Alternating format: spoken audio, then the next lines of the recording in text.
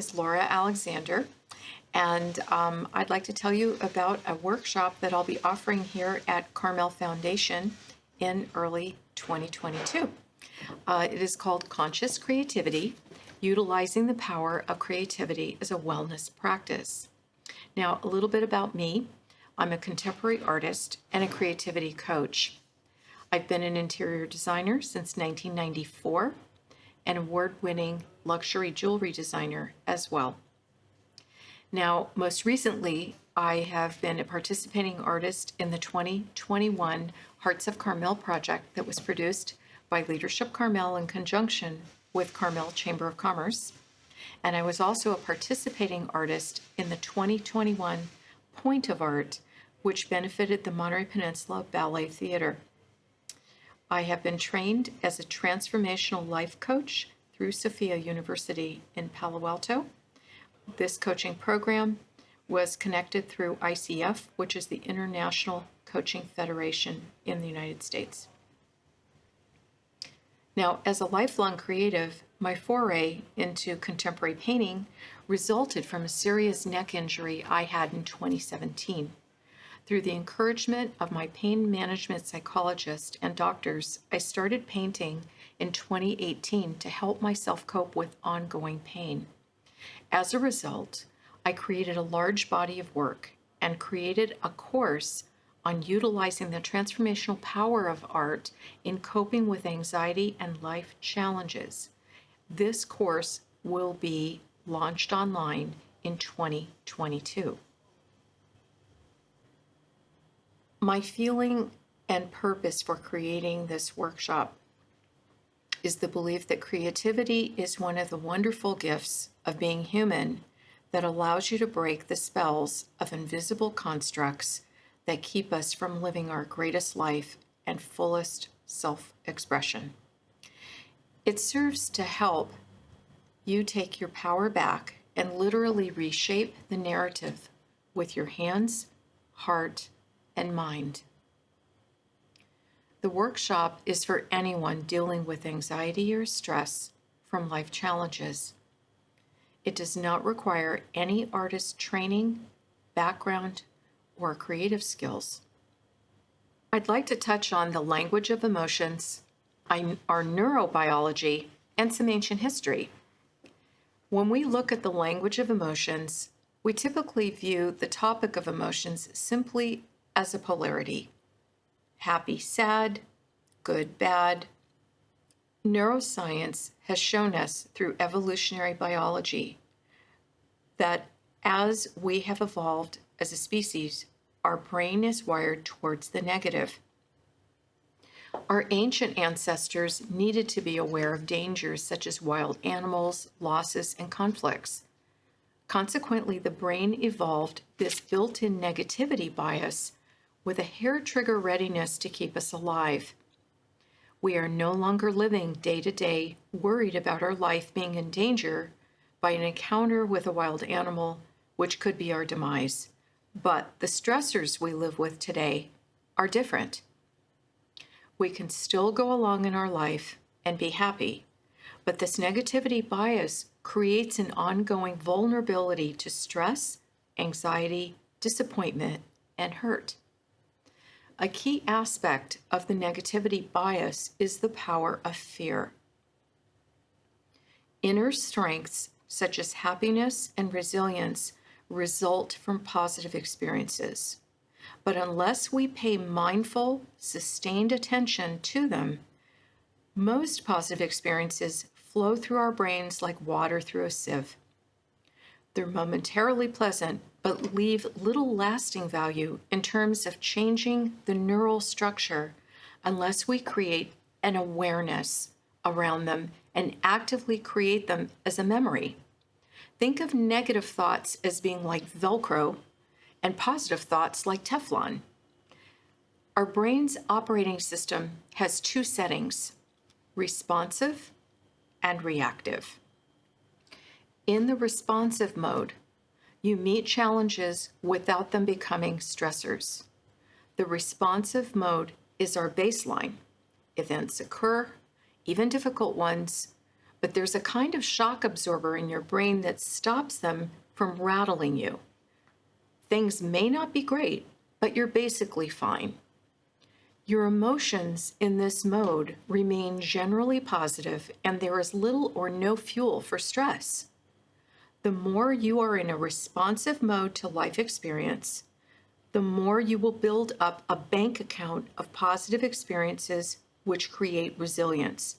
In this state, your body refuels and repairs itself. Your mind is in a state of homeostasis. You can still engage life with all its challenges, but with an underlying sense of security. In the reactive mode, which can range from subtle to intense, the negativity bias takes over and stress hormones are released in the body. Even though reactive experiences feel bad, as long as they are infrequent, brief, and usually moderate, they will likely have few lasting consequences. When we are exposed to frequent intense situations that we have no control over, especially over long periods of time, it creates chronic stress and our bodily resources are drained. There is no fuel for overcoming anxiety, insecurity, or fear. This has harmful effects on mental and physical health, and the emotions become trapped in the body. When we find ourselves in a reactivity loop with negative consequences if experienced long term. The global pandemic has brought into our daily reality a new predator, if you will, that we have had to respond to. The past 2 years have generated a great deal of fear, stress, and anxiety. It's also caused many people to be isolated from family and friends or activities they are used to enjoy on a regular basis. Many have found it difficult to cope with the heightened level of stress above and beyond normal day-to-day stressors. Now, I'd like to touch a little bit on the heart-mind connection. When we think about our emotions, we also have to take into consideration the heart-mind connection. We are pure energy and vibrational beings. Our heart forms and beats in the womb before our brain forms. Science shows the heart has an electromagnetic field which reaches out about 3 feet outside of the physical body and can be detected in another person sitting nearby via electrocardiogram. The energy field emitted by the brain is approximately 1 foot outside the physical body. When the heart, mind, and emotions are in sync, we are in energetic alignment, or what is called coherence. Coherent or energetic alignment is a state that builds resilience. When the parasympathetic and the sympathetic system are out of sync from emotions such as anger, anxiety, or frustration, this produces an erratic rhythm or incoherent state. The brain receives this input, which affects whether higher cognitive functions can be accessed to self-regulate. The heart has a significant influence on the body down to the cellular level. The brain's rhythms, along with the respiratory and blood pressure rhythms, align with the heart's rhythm. Positive emotions such as gratitude, compassion, and love generate a harmonious pattern in the heart's rhythm, which leads to greater emotional regulation. As emotional regulation increases, so does the brain's alpha activity, which supports stress relief and creativity. Just as neuroplasticity is explained as training the brain through learning, what if we trained our hearts using positive emotions so that the brain more consistently releases chemicals that support healing and well-being? By increasing awareness of what we are feeding the command center in our brain, we can be intentional about what we allow in, what we give permission to spread to the rest of the body, and even how we inspire others to feel around us. Now, this brings me to a term called creative flow or being in the zone. When you focus and concentrate attention on an enjoyable task, such as doing something creative, it's referred to as being in a flow state or being in the zone. The state of creative flow is caused by changes in brain function. Brain waves slow down, and the original thoughts are better able to form. During the flow state, our brain releases an enormous cascade of positive brain chemicals, which include large quantities of endorphins, serotonin, and dopamine. These are pleasure and satisfaction-inducing chemicals that affect creativity and well-being.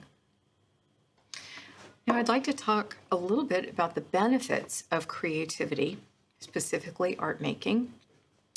And the benefits of consciously utilizing creativity as a wellness practice is like using it as a preventative medicine for our heart, mind, and soul. Used as a tool, creativity allows us to cope when faced with adverse situations through several ways. The first, creativity helps us process anxiety or life challenges through a release of pent-up emotions by dealing with experiences that are sometimes too difficult to put into words, thus easing tension and calming the nervous system. Second, creativity improves mental clarity and increases cognitive ability. Creative engagement sharpens our senses. Third, when we experience positive moods such as happiness, joy, and optimism, the positive effect lowers stress and expands our perspective so that we are less prone to dwell on the negative, so that we can be aware of more possibilities in our lives. In other words, it helps with problem solving. Next, studies have shown that creativity improves the regenerative process in the body. It improves immune system functioning and can lower blood pressure. Last, but not least, since brain activity is calmed during creative endeavors, it is similar to the experience during meditation. It is similar to mindfulness meditation and yoga. These activities are designed to help you find peace and calm by blocking out external stimuli. Like exercise, creativity can produce a natural high or feeling of joy and contentment. Now, regarding the workshop is a simple yet potent introductory process of intuitive inquiry and guided artistic expression with the capacity to penetrate your own defenses, leading to breakthroughs which will bring about more happiness and joy in your life. Creative expression is our birthright and is not restricted to those who have been labeled as artistic or talented. Now, we will explore intuitive drawing, which uses images, colors, and shapes to access our deeper wisdom and guidance through the right side of our brain. We'll utilize uncensored free flow writing, which accesses the analytical and linguistic capacities of our left brain, helping us make meaning of our lives and world. This allows us to inquire and glean the meaning of the images that flow forth from our unconscious mind. We'll also incorporate somatic awareness, which invites and stores the experiences in our bodies to become available so that we can stand in our truth with courage and compassion. We learn how to work with the energy and emotions we hold within us. Together, these tools give us a way to find ourselves and the inner guidance that is calling us to live a more authentic life. Now, we will also discuss how color affects emotions and moods. We'll also look at how using organic or found objects from nature in our journal or artwork can express this even further. We can create a ritual for establishing an art practice. Now, my invitation to you is that in our time together, we will go inward to discover inner wisdom and then express our emotions through art. It is my belief that we need a creativity practice more than ever, not only for mental well-being, but to open the doorway to personal transformation and breakthroughs. I invite you to join us in this one-day workshop to explore the tools of conscious creativity. What better time could there be to embody your creative power, tap into your intuitive guidance, and awaken joy than right now? Hope to see you there.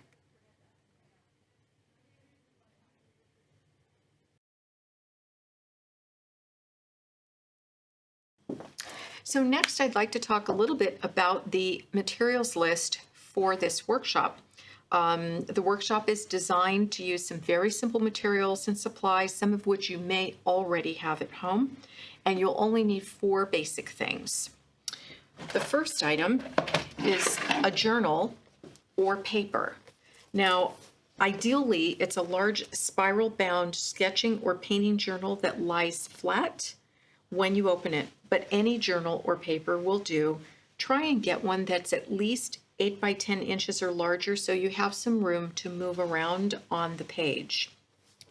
Now, in a journal, I look for heavier paper because that would be for mixed media or watercolor, or heavy drawing sheets will work as well. Now, drawing materials are next, and that would be simple materials to draw, which are crayons or paint markers or oil or chalk pastels. Color pencils work well also. These are by Pentel. Sharpie makes a wonderful array of these as well. Start with what you have. Crayons and colored pencils are probably the easiest and cheapest supplies available. Now, painting supplies. I like to use golden fluid colors, but very inexpensive craft paints that are matte work very well also. They're great because they're fluid, and it makes them great for letting the unconscious mind flow through. Again, as I said, these are my favorite, which are acrylic by Golden, but many companies make these. And so because they're fluid, you don't have to spend a lot of time trying to mix color. And you can also, because they're matte, use other markers or chalk on top of them. And bring your favorite painting brushes as well. Now, the last item is a writing pen. I prefer the Micron pens. They're felt tipped, they flow easily, and they come in various tip sizes, but whatever you comfortably use all the time writing in your journal is perfect. So those are only the 4 items that you will need for this workshop. And thank you for listening to this presentation, and we hope to see you there.